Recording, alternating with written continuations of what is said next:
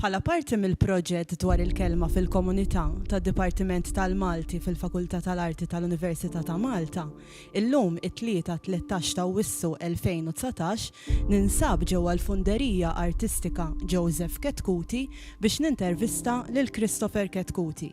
Christopher se jkellimna dwar is-sena tiegħu ta' bronzar.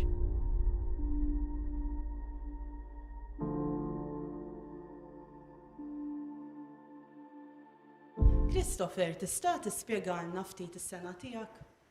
Mela, is-sena tiegħi hija sena ta' bronzar fejn l-artisti jadduli l-iskulturi tagħhom u jiena nagħmel kopja tal-bronz. Kemm jista' jkun eżatt bħal l-oriġinali tuni.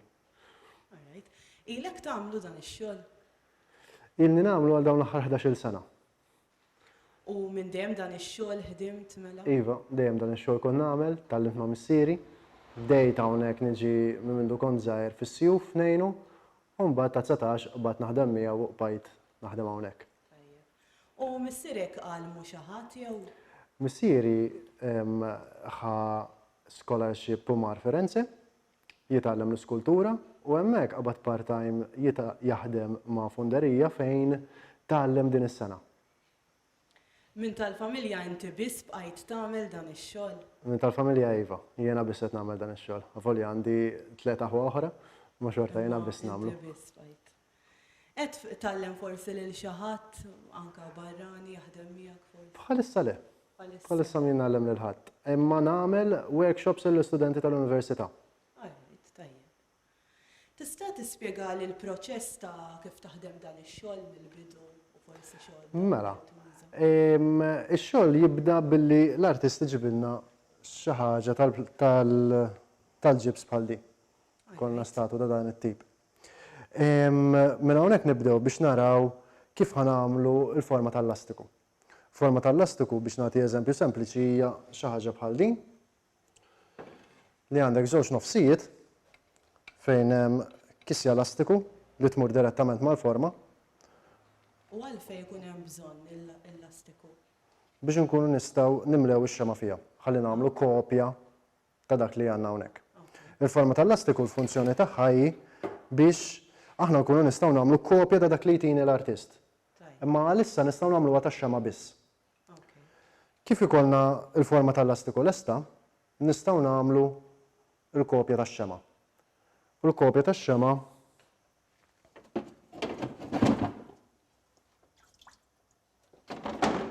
ġidi.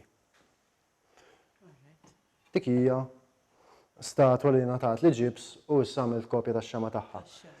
Ix-xema tintela b'tali mod u maniera biex minn ġewwa tkun vojta imma l-ħxuna kullimkien tkun ta' kważi 4 millimeters b'wieħed u ieħor.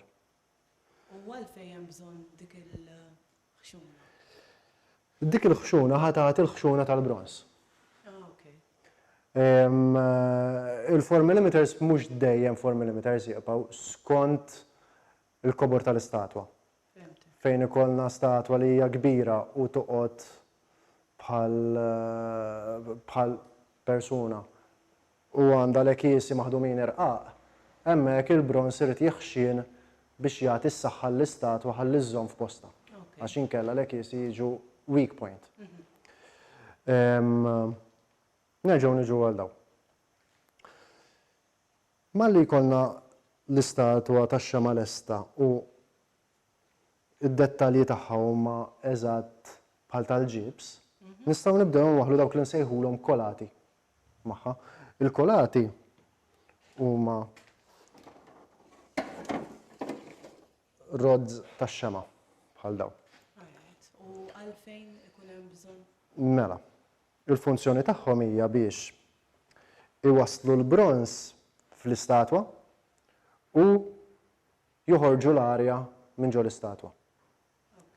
Mela aħna li se nagħmlu huwa dan. Se nqabdu dawn il-pajpijiet ma' l-istatwa f'postijiet differenti fejn naħsbu li f'dal każ din l-istatwa ħad tiġi hekk. Issa trid timmaġina fin-negattiv din l-istatwa, trid timmaġina li hi spazju vojt ġo spazju solidu. Okay. Għalhekk tittaħseb fin-negattiv issa. U daw tittimmaġinhom pajpijiet vojta u mhux rods solid. Biex inti kieku hemmhekk għandek spazju vojt tittimliħ bl-ilma, jekk daw tagħmilhom hekk, ħataqbadlek l-arja u fuq. Fimtik. Allura taqlibha rasa l-isfel biex l-arja tiġi hawn fuq kollha. Mela jekk inti tagħmel pipe hawnhekk li ħajimla l-ilma minn hawn, teoretikament u hekk jiġri, ħajimla swaba u l-arja peress li ħafifa ħafna ħatiġi hawn f'daw it-truf fl-iktar postijiet għoljin. Hawnhekk nagħmlu 4 pajpijiet li ħajħallu l-arja toħroġ u fin-nofs nagħmlu pipe oħxon biex jidħol il-brons minn hemm. Meta bil-fors 4 trid tagħmel? Le. 4 kien numru li tajtek jiena. Kull statwa hija differenti, kull biċċa xogħol. Jiena naf kemm pipe bħal dan b'dil cross section ħajoħroġ arja minnu u rrid inżid skont il-kumplessità tal-istatwa. L-istess għal-mili, jien naf kemm dan il-pipe b'din il-cross section jimla brons. Mela kull tant surface area irrid inżid pipe biex jimla. Wara li għandna s-sistema tal-mili u tal-arja lesta, irridu niksu il-forma b'kollox. Irridu niksu x-xema b'dak li nsejħulu luto. Il-luto huwa taħlita ta' ġips u defun. La darba jaqgħu jissajjar dan il-luto jkun jiflaħ l-brons mdewweb. Mela nagħmlu niksu x-xema bil-kolati b'kollox bil-luto u noqgħu ħerġin ħanagħtu ħxuna. U tiġina forma bħala blokka, tiġina l-forma solida. L-immaġinajna meta konna qed nagħmlu l-kolati fil-bidu. Insajruha ġew forn għal madwar 5 ijiem, normalment hekk jieħdu l-forum, u x-xema tevapora. U nkunu ħloqna dak l-ispazju vojt li immaġinajna bih ix-xema. Hemmhekk issa kif ix-xema evaporat kollha, nistgħu nferraw il-brons u meta jaqgħad għandna l-istatwa tal-brons. Kull ma jkun jifdal inkisru l-lutom imma l-brons, naqtaw il-kolati u nibdew nirfinu. Issa biex nirfinu nużaw moturi tal-arja, bizza apposta, biex naqtaw skont il-forma tal-brons. Nistgħu nużaw grinders u mbagħad nkomplu nillixxaw jekk ikun hemm bżonn bis-sandpaper. Jekk le, aħna il-mira tagħna hija li nżommu kemm jista' jkun l-oġġett oriġinali, kemm jista' jkun jidher li ma missejnieħx, avolja nkunu missejnieħ xi ftit. U mbagħad fl-aħħar nissamblastjawh biex nippreparawh għal dik li nsejħula patina. Il-patina hija chemical reaction fuq il-brons, propjament mal-koper, biex inti toħloq kuluri differenti fil-wiċċ tal-brons. Brons klassiku nafuh bħala kannella jew daqsxejn iktar metalliku. Imma meta jdum hemmhekk il-brons nafuh aħdar. Propjament biż-żmien jibda jiswied u mbagħad jiħdar f'daqqa. Hekk. Tista' forsi turina xi xogħlijiet reċenti li għamiltu inti u forsi anke missieri? Mela, dan busta Antonio Xortina li għamel missieri u l-brons tiegħu jinsab fil-każin ta' San Filip ħaż-Żebbuġ.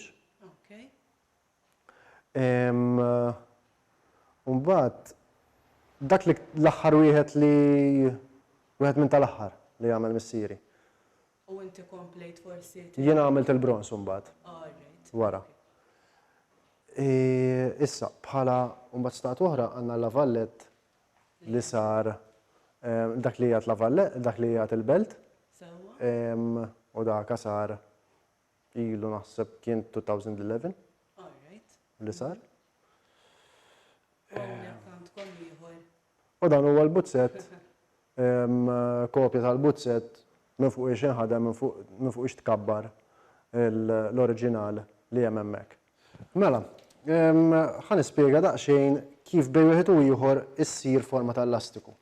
Issa, biex issir forma propja tal-elastiku ħadd jieħu iktar xogħol minn dan. Imma jekk irridu napplikaw elastiku fuq il-ġips, jena tinxabu biex ma jieħilx kemm jista' jkun. L-ewwel dan elastiku kieku nħaltulu il-hardener miegħu, jiġi safrani, u mbagħad nibdew napplikaw b'dil maniera hekk. Dejjem minn fuq. Ovvjament minħabba mbagħad il-bronz. Dana biex inkunu nistgħu nagħmlu l-kopji tax-xema. Hekk. U tiqpa sakemm tiksi l-istatwa kollha. Dak huwa riżultat ta' wara biex hekk. Din hija forma iktar komplikata. Issa dan huwa riżultat eżatt mill-forma li ħadna milli bdejna naraw fuq il-bust. Daw it-toqob naħseb li bdejt tgħidli l-ewwel u x'hekk. Le. Dawk it-toqob qegħdin hemm biex in-nofsijiet meta taqgħadhom ma' xulxin dawk it-toqob irdu jiġu jaqblu tgħaddi vit minn hemm u tissikka. Biex inti tkun taf li din għadet eżatt ġo posta n-nofs. Nofs ma' nofs ġew eżatt ma' xulxin. Xi ħaġa interessanti li hawn f'din il-forma huma t-tasselli. It-tasselli jintużaw biex meta statwa jkollha dawk li nsejħulhom undercuts. L-undercuts huma postijiet fejn il-kontraforma kieku li hija din il-fiberglass tidħol taħt l-istatwa li għandek u ma tkunx tista' taqlaħħa mimma l-istatwa. Allura jew ħadd inkiser il-kontraforma jew ħadd inkiser l-oriġinal. Inti ma trid l-ebda waħda li tiġri. Mela allura tagħmel dak li ngħidulu tassell. It-tassell huwa speċi ta' puzzle li inti għamilt tapp f'toqba fejn ma tridx li tidħollok il-kontraforma, imma dak it-tapp trid tkun tista' taqalaw u tista' terġa' tqiegħdu f'postu fil-kontraforma. Ħalli. Kif tagħmilhom? Mela, la darba inti tkun ksejt l-istatwa bil-lastiku, minna nifisa turik fejn jekk inti trid il-kontraforma toħroġ f'din id-direzzjoni biex niftehmu, jekk ngħidxu naqbdu lil dan. Li kieku aħna rridu kontraforma tal-ġips toħroġ f'din id-direzzjoni, ħataqbdilna taħt il-widna. Mela allura rridu nagħmlu tassell wara l-widna biex ma niġbdux il-widna l barra u nkisruha meta naqqalaw il-ġips.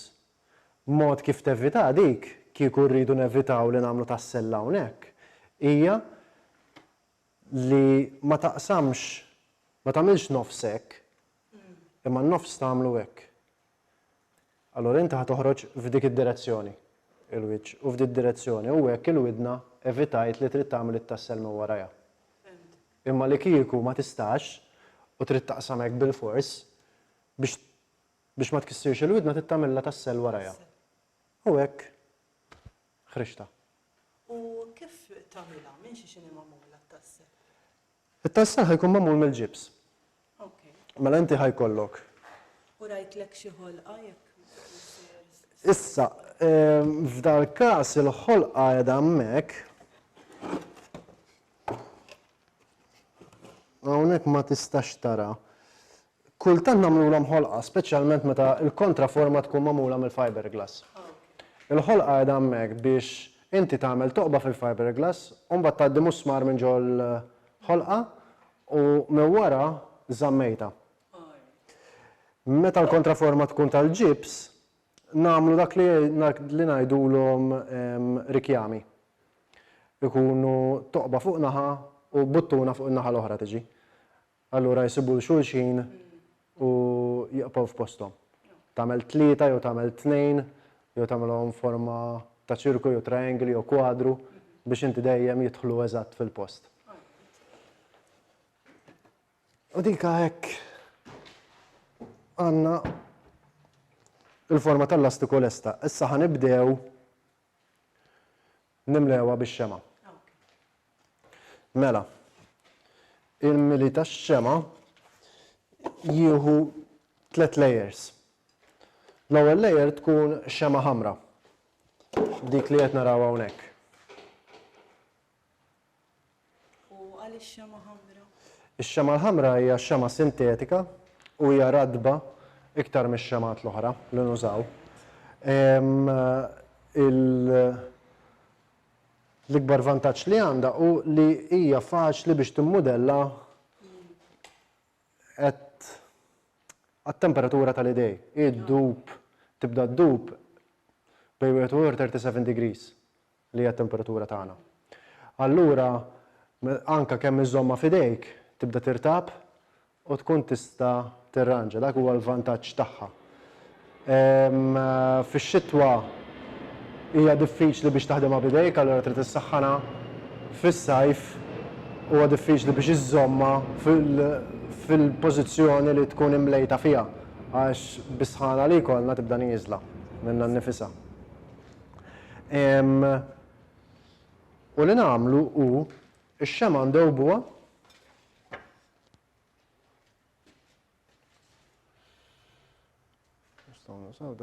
u nisbawha ġol forma bil-pinsel.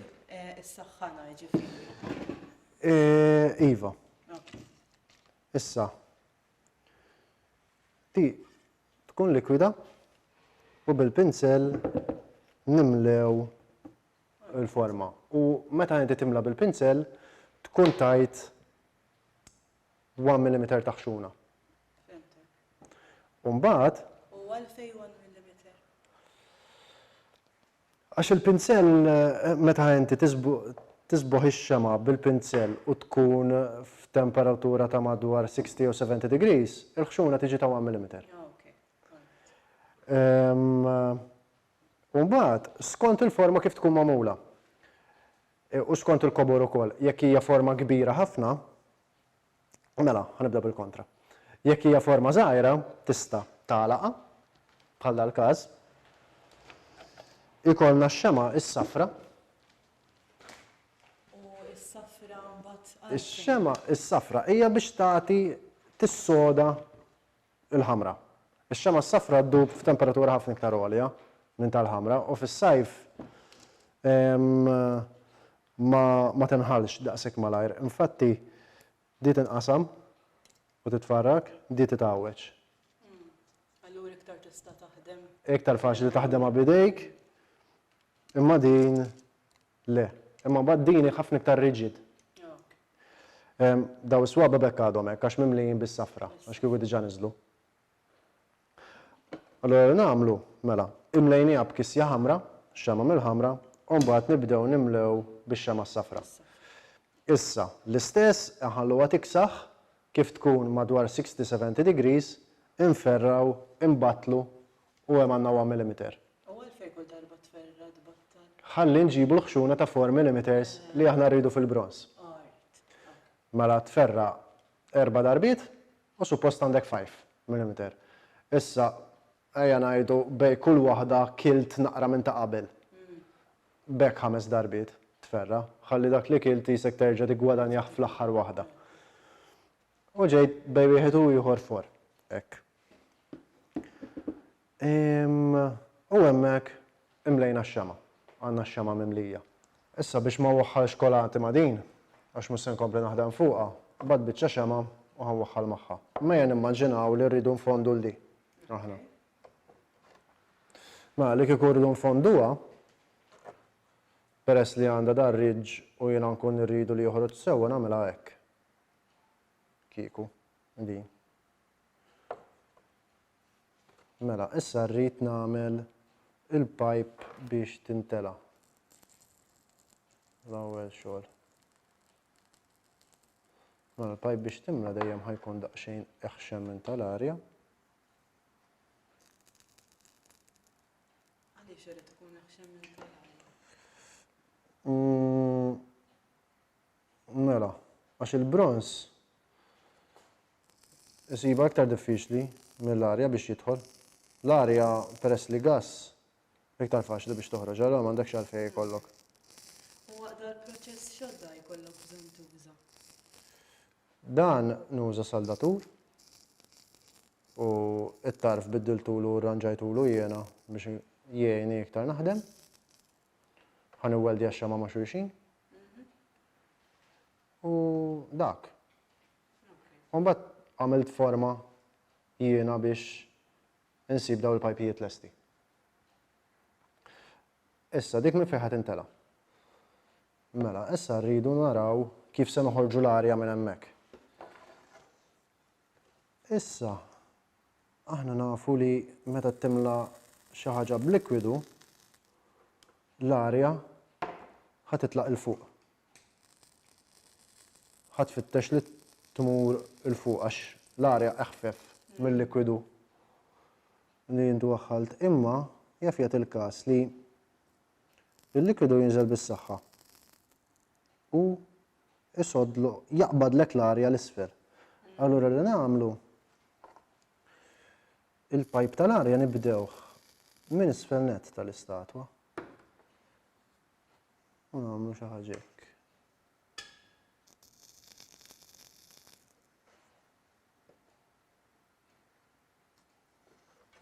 U għal dal-pass m'hemm bżonn li tkejjel. Il-kejl nafu bl-amment. U tallimtu bl-esperjenza.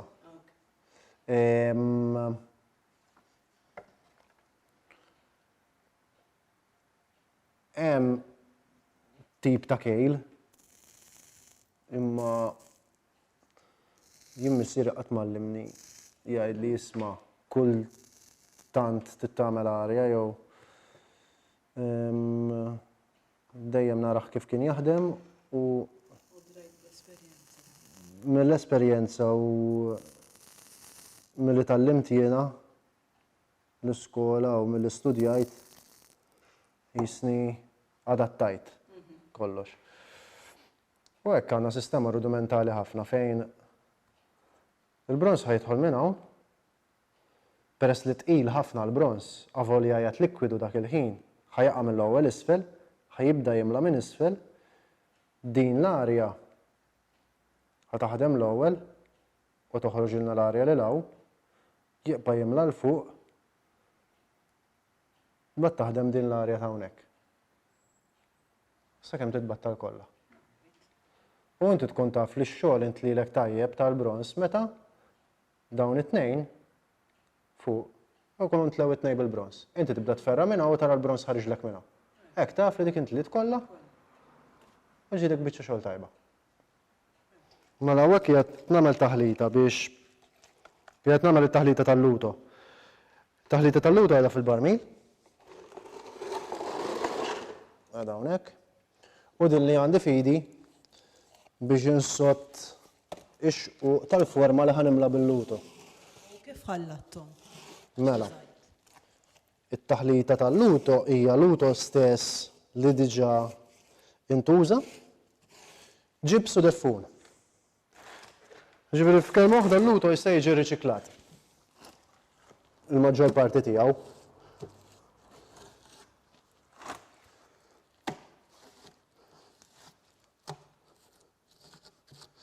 Issa, din il-forma nużawha biex nħaffu. Metodu oħra kif ittella forma tal-luto, meta tkun forma kbira, nħallu l-luto jaqgħad f'konsistenza ta' tajn, nibnu ħajt madwar ix-xema u mbagħad nimlew l-ispazju bejn ix-xema u l-ħajt bil-luto likwidu. U hekk ikollna forom kbar. Imma f'dal każ nistgħu naħdmu b'dal mod. Li nagħmlu nferraw il-luto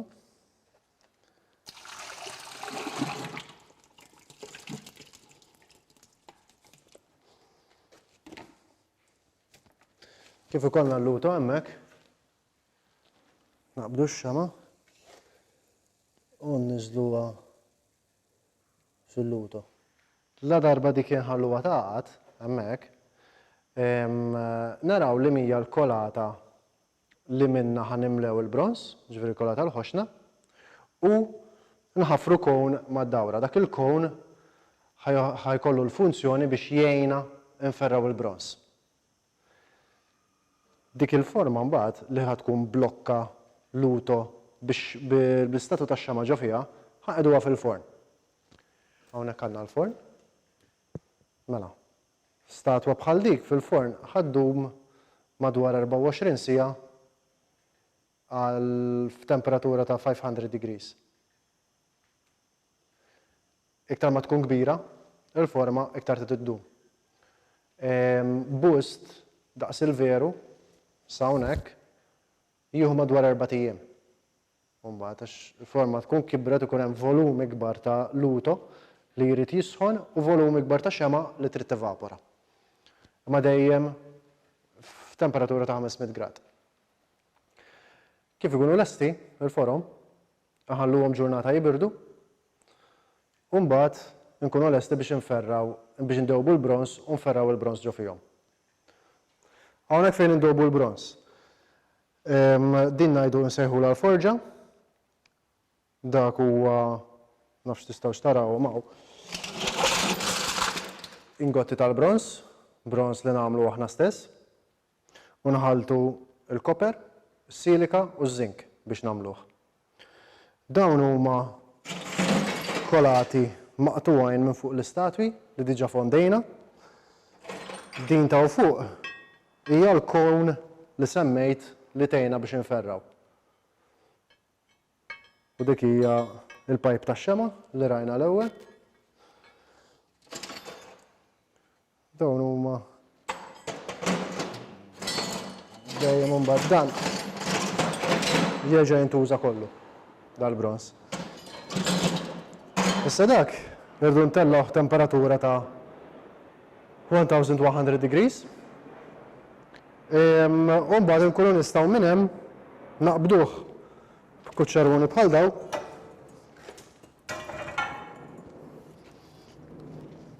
Ninżlu hekk, tellgħu, kollok il-formaw, tiġbijaw u tferra. Mela, issa, ħanixxel il-forġa, ħajkolkom idea tas-saħħa tan-nar li trid biex iddewweb il-brons.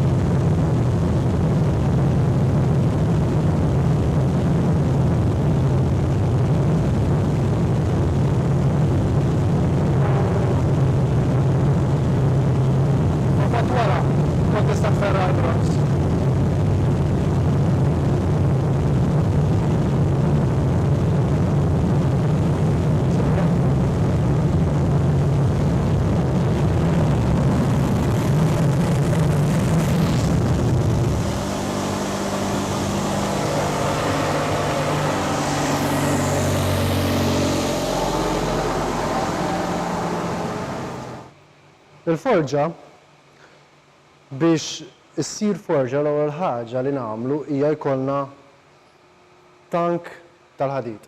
Nibdew minn hemm.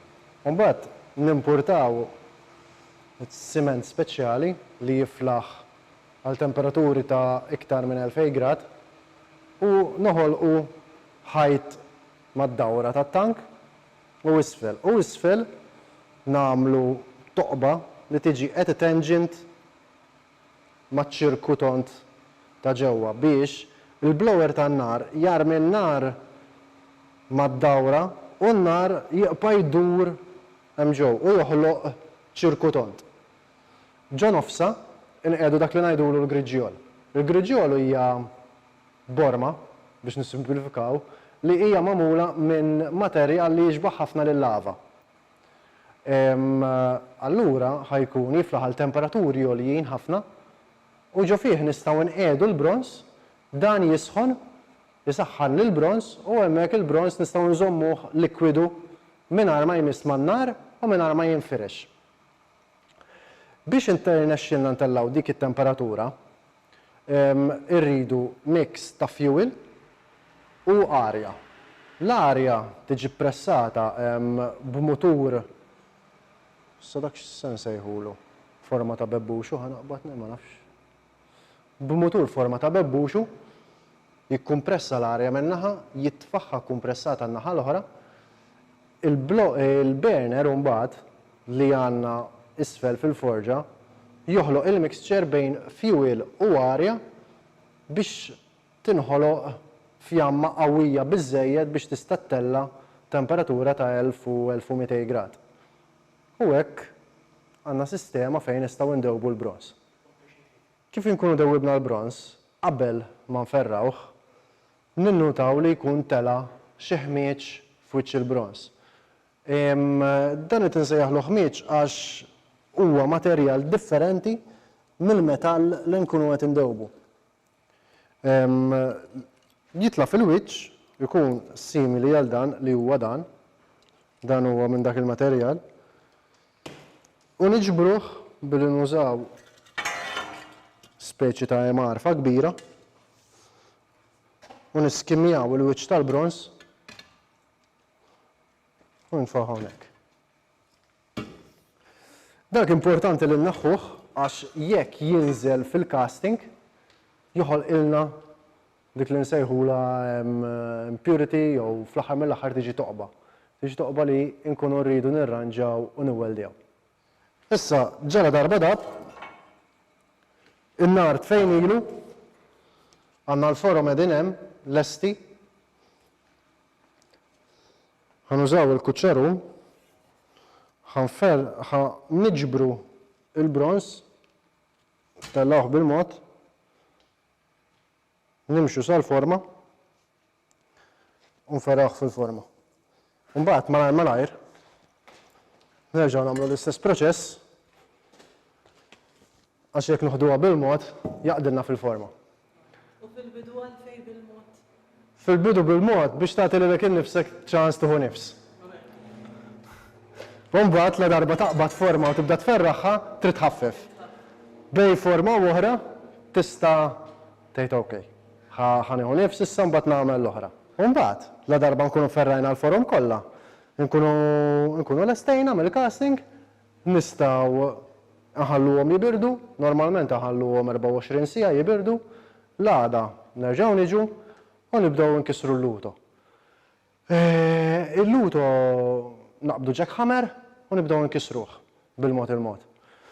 Sakemm naslu sal-bronz. Noqogħdu attenti li ma mmissux l-istatwa bil-ġekkħamer għax noħolqu l-ħsara aħna stess. Kif naslu viċin tal-istatwa? Nibdew naħdmu bi-skripel biex ma nagħmlux ħsara u naslu u natfu l-bronz kemm jista' jkun u mbagħad naħsluh power wash ħalli nkunu neħħejna l-luto kollu. It-tifrik tal-luto ma narmuhx. It-tifrik nżommuh u nadduh minn ġo mitħna li għandna hawnhekk fil-funderija stess. Inġibuh trab u nerġgħu nużawh inħaltulu l-ġibs miegħu, inħaltulu d-deffum miegħu u nerġgħu nużawh biex nerġgħu nagħmlu forom oħra tal-luto. Din hija l-mitħna li għadna kemm semmejna. Fiha nkissru l-luto li nkunu kissirna minn fuq il-bronz. Din hija eżempju ta' biċċa luto li għandna u tinkiser faċilment. Hawnhekk. L-irfinar tal-bronz. L-ewwel ħaġa li nagħmlu naqbdu l-plasma cutter li huwa dan. Ġuminaw. Mussi noqgħod nixelu. Dana jaħdem billi joħloq plasma li tkun xi tkun plasma bħalissa. Kif ħanispjega? Għandek gas, għandek liquid, għandek solid u ma għandek plasma. Plasma taħdem fuq temperaturi ta' 2000-2500 degrees, ikun hemm metall ħaddewbu mill-ewwel. U dan jagħmel hekk, joħloq plasma hawnhekk fil-ponta u bih indewweb il-kolati u naqtaħħom minn ma l-istatwa. Biex itajjar il-metall imdewweb għandu l-arja kompressata u allura inti dejjem tisimgħu jagħmel u issa qed tittajjar litteralment sikkina sħuna butir u għandek gan tal-arja magħha u issa qed tittajjar il-butir. La darba qtajna dawk Nibdew nirfinu hawnhekk l-istatwa. Mela, nibdew biex niggrindjaw il-kolati fejn inkunu qtajna. Dawk biex niggrindjawhom nużaw jew angle grinder bħal dan, jew nkella mutur tal-arja u għandna numru ta' bits differenti.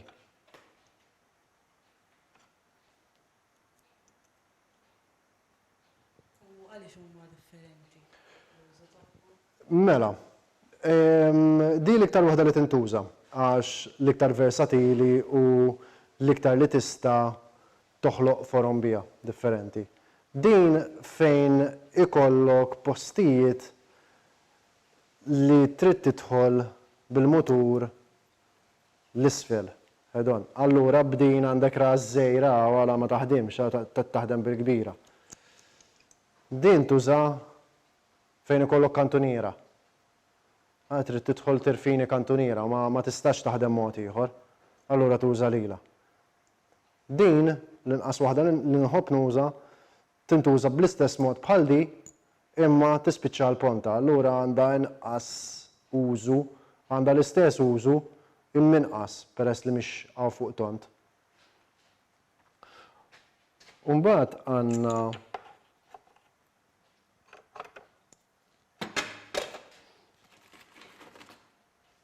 din biex inkunu nistgħu nillixxaw fejn hemm bżonn li jiġi lixx. Din hija rubber drum u sandpaper band. Jintlibsu. Tista' jekk trid minflok toqgħod tixtriha lesta tagħmel xi ħaġa hekk fejn tuża waħda minn daw li tkun tawġet, tlibsilha pipe tal-plastik fuqha, tixtri sandpaper u tinkullaħ magħha mbagħad tafsu biġu bil-klippu tal-ħem. U bejn wieħed u ieħor għandek l-istess oġġett.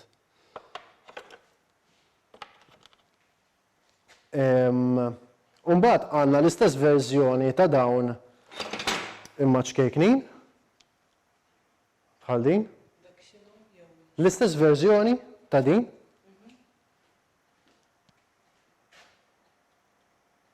Imma ħafna iżgħar għal postijiet iktar irqaq bħal għajnejn, il-widnej, kultant ikollok bustet jitħaq tittirfini lu bejn snienu.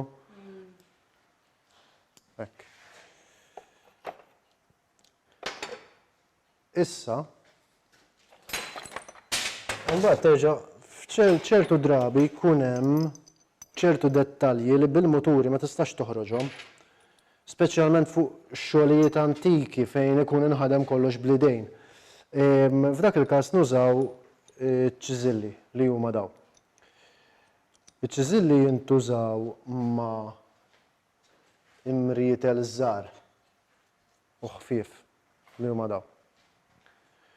U b'daw tkun tista' toħloq patterns, terġa' toħloq patterns fuq il-bronz jew inkella toħloqhom mill-ġdid. B'dan nistgħu nikdbu fuq il-bronz ukoll jekk irridu. U huwa mod ieħor kif tista' tirfini s-surface tal-bronz fl-aħħar qabel vera ma tkun se tagħti l-patina dan. U l-oħrajn għandhom użu differenti kollha? L-iskriper l-oħra hija kollha għandhom użu differenti. Mela, dan biex taqta' l-boċċi minn fuq wiċċ il-bronz. Dan biex taqta' l-boċċi jew inkella fejn dan ma jidħolx jew inkella biex tikteb bih.